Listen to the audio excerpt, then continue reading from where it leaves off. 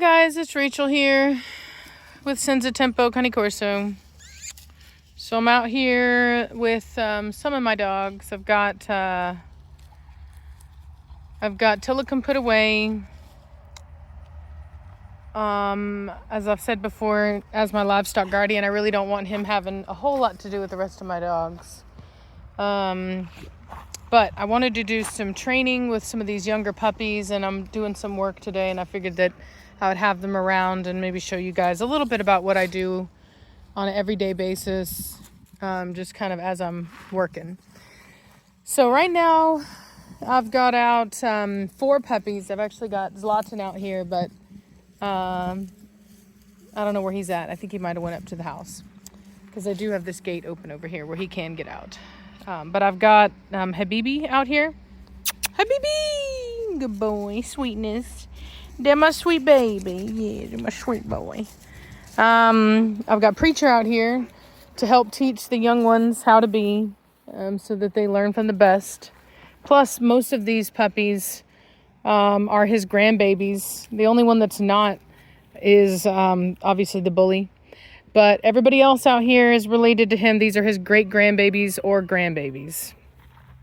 This is his grandbaby, and this is his great-grandbaby over here. And then wherever Zlatan is, Zlatan! Puppy, puppy, puppy! Zlatan! Puppy, puppy, puppy! Zlatan! He's the spoiled one, the spoiled child. So anyway, don't know where he's at, but I'm sure there he is. I see him. Zlatan! Come on, puppy!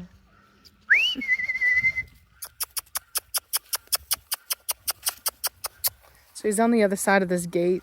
You can see him on the other side of the fence. There, he's figuring it out. He was standing on the other side. Zlatan! Good boy!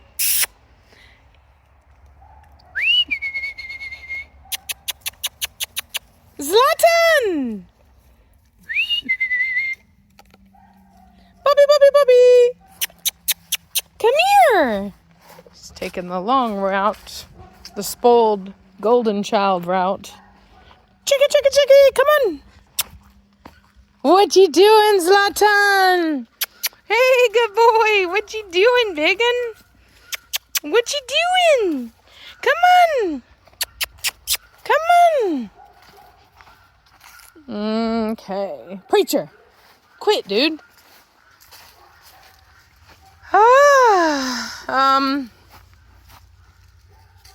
So here they are.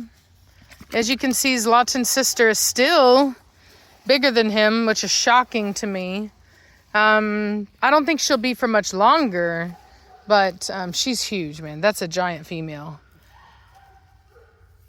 Grim barking. Grim's their father. Not that it matters. He don't care. He ain't barking for them. He's just barking to bark. One thing about my dogs, when we're working on the farm and doing stuff, I don't feed my dogs first. I feed my dogs near the end of the day, after all their work is done, after everything is done, because because I don't like my dogs to work on a full stomach or even a partial. I like them to fast throughout the day, use the energy that they have, and then they eat at the end of the day. It's the last thing they do, and before they go to bed, they just sleep on that food, which I think is the best thing. Most animals in the wild gorge themselves and then immediately go to sleep. And I'm not saying I gorged my dogs. I'm just saying that, the idea that you shouldn't sleep on a full stomach is not represented in nature. And so what's definitely not represented in nature is running around with a full stomach. So I don't. And that's just kind of how I roll. And it works really well for me. And I highly recommend it.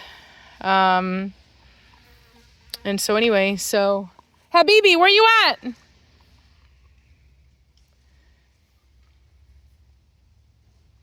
Habibi! There you are. What you doing? So I've got Habibi out here. Sweetness. And basically what I do is I just like to bring these pups out and spend some time with them, quality time with them. And then I've also got some dogs that are out in that play area that you guys have seen me build.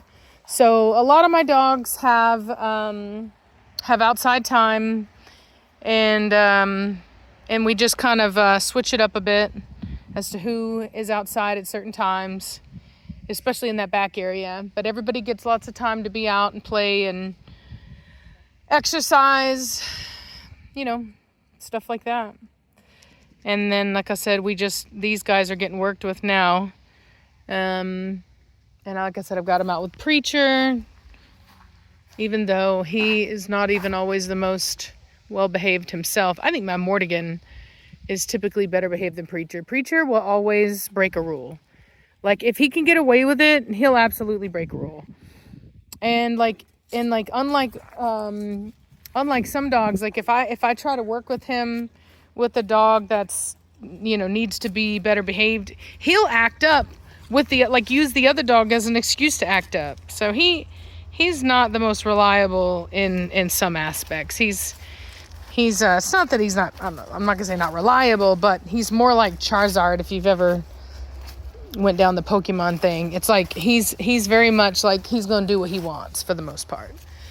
So I mean, he's well trained, as you guys know, on his own and things like that, but he'll absolutely use any excuse that he can to try to not do what he needs to do, because he's a stubborn man and he likes to do his own thing. But he still does it, just you know, reluctantly. So, but these are all of his offspring. He's the, hey, what do you got? Psst, Zlatan, come here. Zlatan, where are you going? Psst. So I had a guinea that died, and I was gonna throw it out. Psst, quit. No, I had it in a bag, and then Tillicum grabbed the bag, and I didn't realize it until like a couple days later, and he made a mess with it. And they are picking off the remnants of it. It's quite nasty, actually, I will say that, but it's kind of what being on a farm is like. There's, you know, are you really a farm if your dogs haven't found some kind of dead animal to eat and roll in? I don't think so. But it is what it is. And as you can see, they're all being bad dogs. They're all eating it, and they shouldn't be. But, you know, what are you going to do?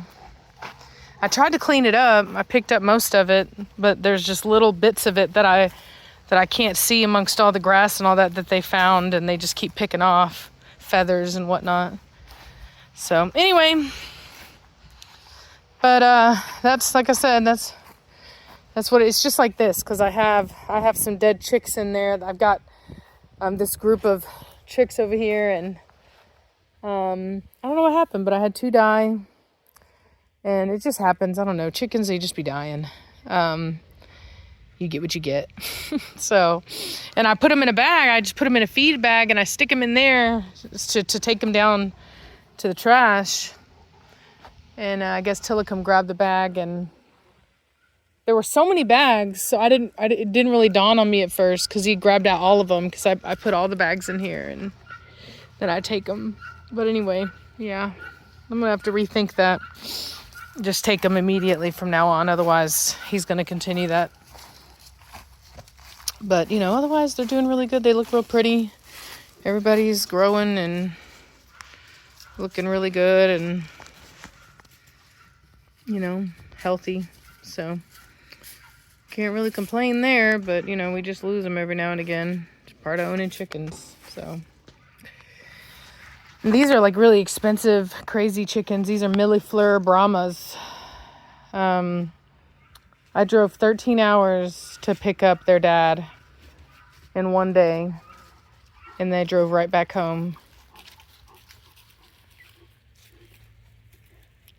So, pretty cool, man. Pretty cool. Gonna be breeding them soon. These hens in here, put them back to their dad. Chickens are different than dogs. You have to kind of do stuff like that. Like you can't just, there's like outcrossing really isn't a thing. It can be if it's already like an established breed and you've got all that blah, blah, but not really with what we have, these rare ones. Look at that. He's being so sweet. Are you being sweet with Grandpa? Is that your Grandpa? Yeah, you're being a good boy, Habibi. You're being a good boy. Yes, you are. You're a good boy. You're a good, sweet boy. I don't want to touch your face because you've been eating dead stuff. Probably good for their gut biome. Diversify it a bit. Look how big Zlatan is compared to Habibi. It's pretty wild. They're gonna be real big dogs, man. Real big dogs. She's huge too. She's a giant female. I don't think I've ever seen a girl as big as her at this age, so we'll see what she does, but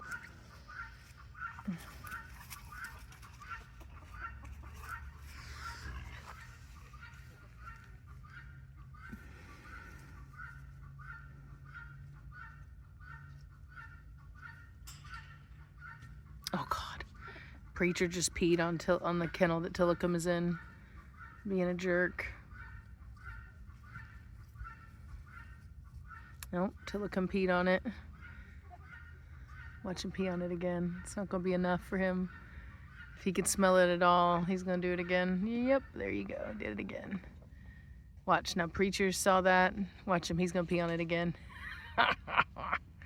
That's rude, Preacher, and you know it. I see you. Disrespectful. Very disrespectful, sir. No, I don't even want to talk to you. No. You know you're starting trouble. Psh, Brienne. Brienne. She's trouble, man. I'll tell you what. She is trouble. Anytime I've ever gotten onto her for something, if I turn my back, she goes right back to it. She tries to act all innocent and sweet, and she's just like, I don't do nothing. I don't start no trouble. But she is sneaky, sneaky, sneaky. That's what I'll tell you. Super duper sneaky. Habibi. Psst. Get out of there. Come on. Habibi. No. Psst. I said no. Get your butt out of there right now. Hold on. I got to get onto him. Out. Psst. We are not going to eat the chicken food. Out, out, out. We are not going to eat chicken food. No sirree, Bob. It ain't happening. That's just what you don't need.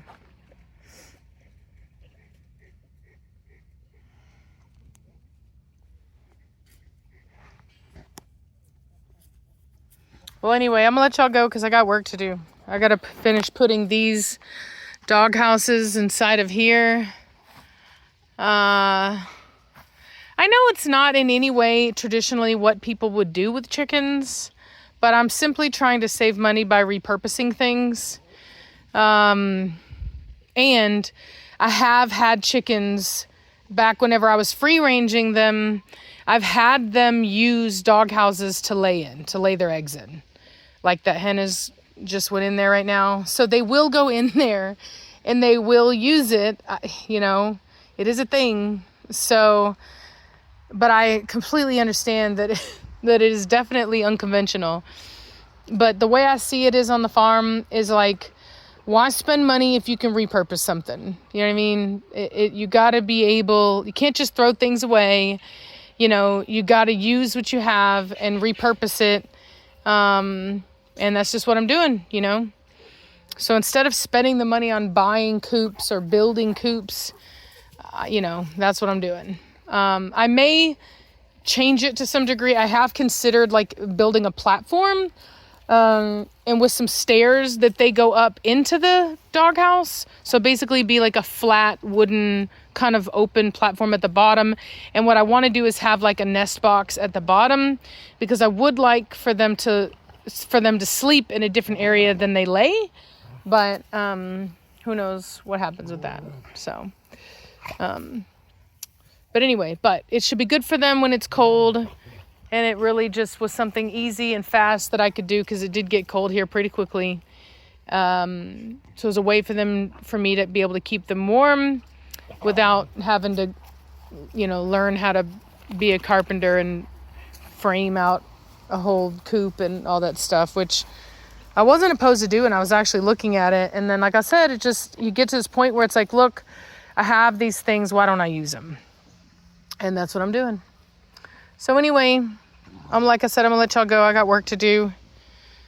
And hope you guys enjoyed this and how I train my dogs. They're not just put away all the time. I love my dogs. They're out with me. I spend all day with my dogs, and I don't be going nowhere. I don't be doing nothing. That's not to say that I never do anything, but I can have a life too. But but for the most part, I just love being with the dogs. I work with them a lot. Like I said, we've got dogs that are in the run over there, so everybody gets out. Everybody is, loving life and enjoying the sunshine and all that kind of stuff. So anyway, hope y'all have a good day. Y'all are having a good day, and I'll talk at you later. Bye.